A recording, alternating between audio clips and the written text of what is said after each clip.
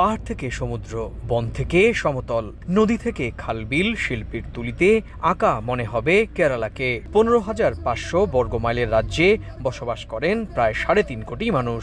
মালায়ালাম ভাষাভাষী হিন্দু, মুসলিম, শিখ, খ্রিস্টান সহ সব ধর্মের মানুষের সহাবস্থানের জন্য রাজ্যটিকে দৃষ্টান্ত হিসেবেই মনে করা হয়।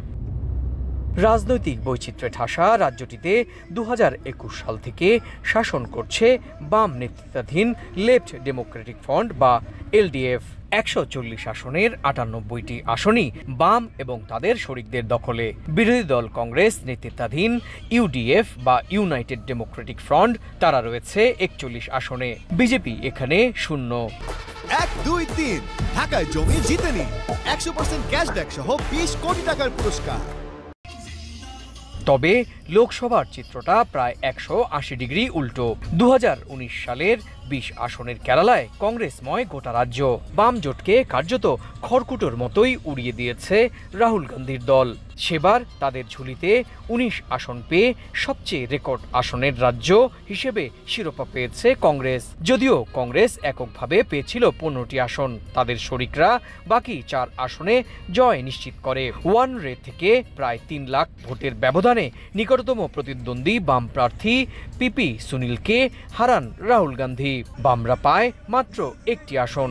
তাই গোটা ভারতের চেয়ে বৈচিত্র্যময় ভোট হচ্ছে কেরালায়। অন্য সব জায়গায় মূল প্রতিদ্বন্দ্বী বিজেপি হলেও কেরালায় কংগ্রেসের মূল প্রতিদ্বন্দ্বী বামেরাই। প্রকৃতি উজাড় করে দিয়েছে দক্ষিণ ভারতের এই প্রাকৃতিক সৌন্দর্যের আধার কেরালা রাজ্যকে। রাজ্যের সাধারণ মানুষও এখানে অনেকটা সচেতন। শিক্ষার দিকেও ভারতের অন্য যে কোনো রাজ্যের থেকে এগিয়ে রয়েছেন কেরালার মানুষ।